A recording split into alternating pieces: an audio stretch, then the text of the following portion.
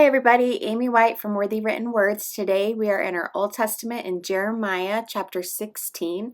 And the very first thing that we are going to do is we are going to prep our page using some clear gesso and just a piece of scrap paper underneath and a foam brush or any sort of paintbrush to blend that clear gesso into that page.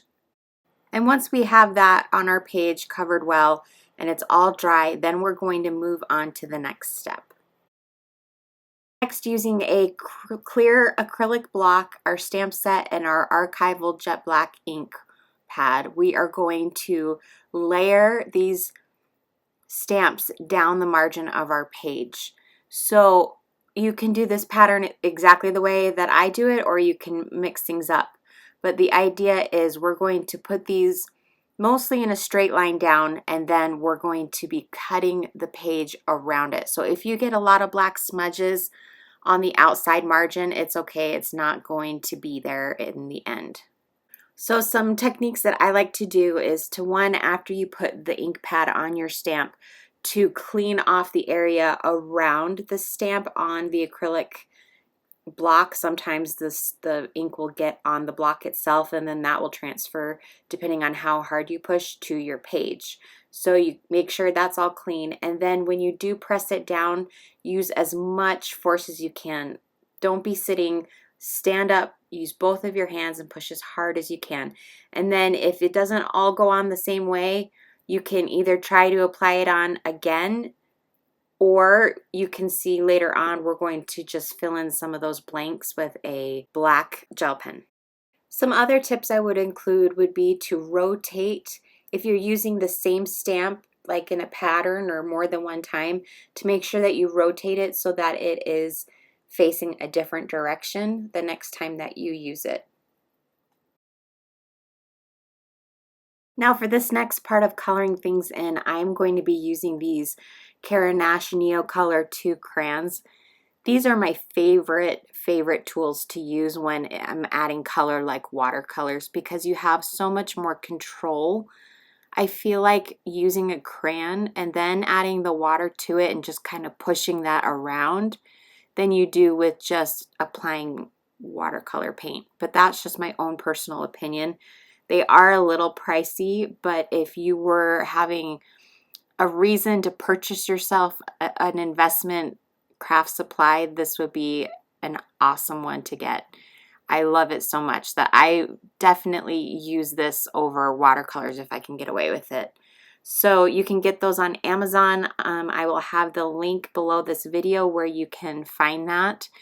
You don't have to have these. You can use watercolors, you can use markers, you can use crayons, colored pencils, whatever you have at home, whatever you're comfortable using.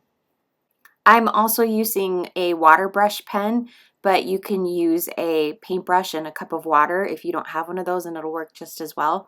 And here's a tip: if you get watercolor outside of the lines, use a clean damp brush of water and go over that area, and it will pick the color up off of the page so that you can get the paint off and then reapply it if needed.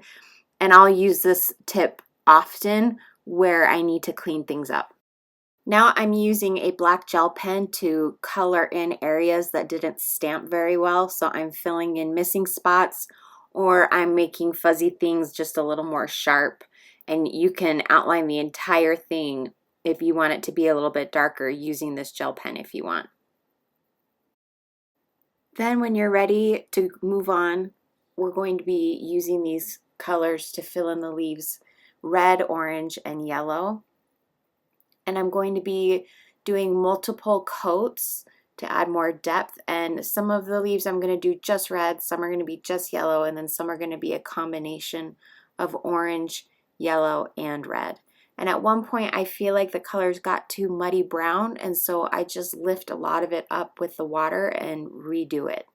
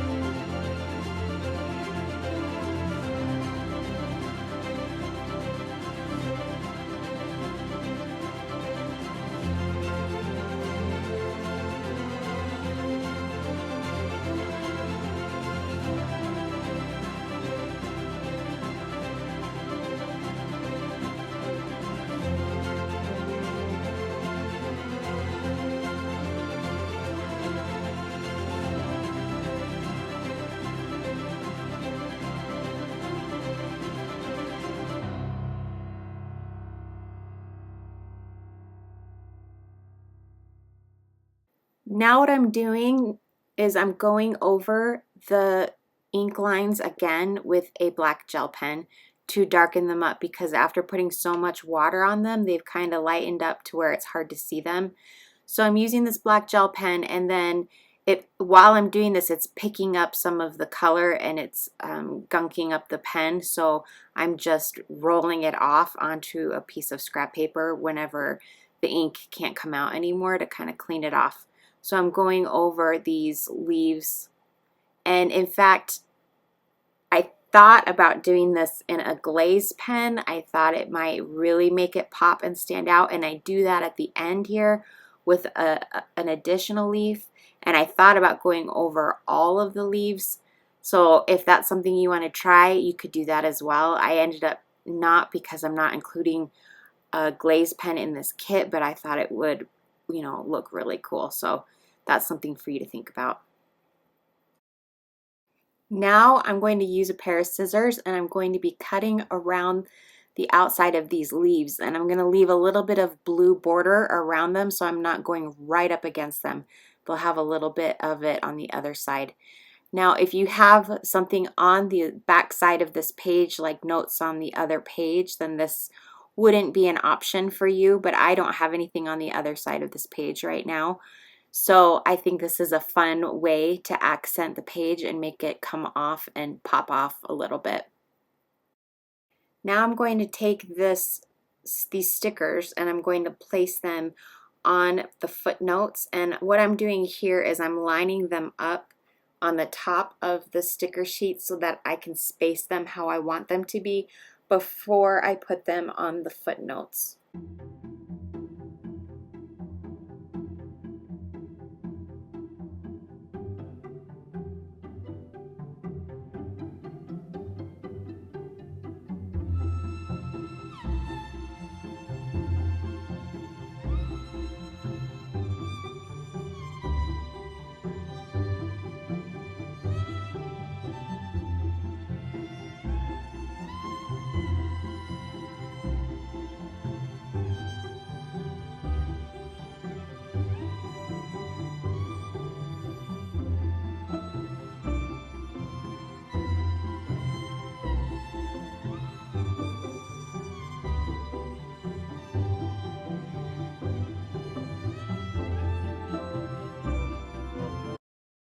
Now I'm using a red, orange, and yellow glaze pen, and what I'm doing is I'm doing a pattern here with these stickers where I'm filling them in the different colors. You don't have to use these glaze pens. You could use a regular marker or colored pencil or whatever you have, but I think it's kind of nice to have these in color as opposed to just in black and white. It adds a nice touch.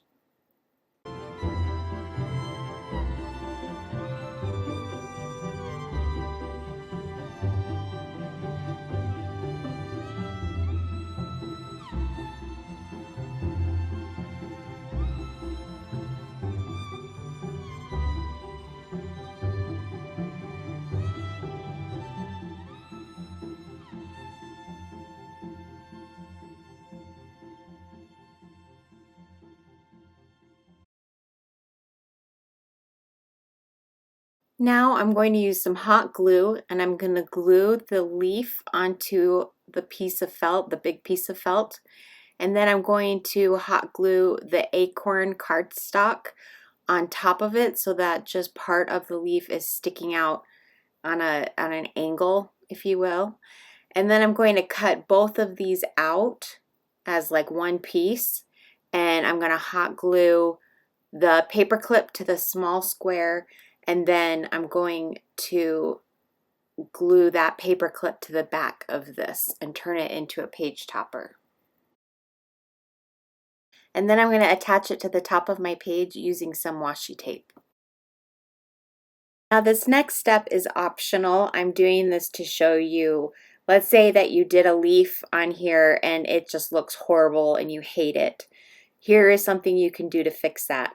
So I took a piece of cardstock, and I'm going to create another leaf, and I'm going to make it on this piece of cardstock, and then after I'm done, I'm going to cut it out and I'm going to attach it on 3D foam squares so that it will pop off your page, and you can use that to cover up any of your leaves, or you could do this with all of the leaves.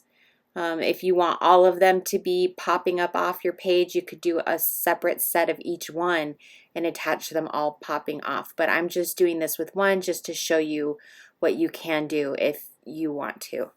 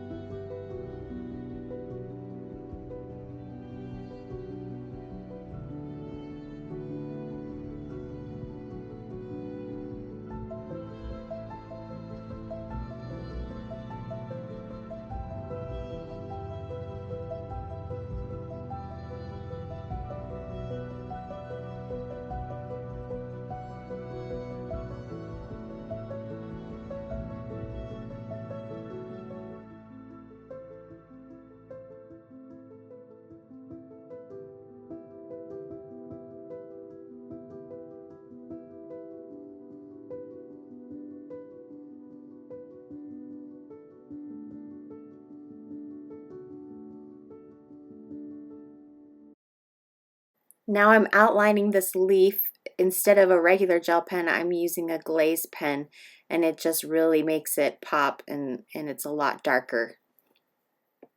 And then when I'm done doing this part, I'm going to cut the leaf out. So the last thing that we're going to do is we're going to put some 3D foam squares on the back of this leaf, and then we're going to attach it to our page, and we're going to overlap it with one of the existing leaves that are hanging off of our margin. And that's going to be the last thing for this page. I hope you guys liked using these stamps and enjoying the fall colors at this time of year. This is such a fun design, and I've actually done it in the past in a different book, so stay tuned. Make sure you are subscribed so you don't miss out on any of our next video releases, and we will see you guys next time. Bye.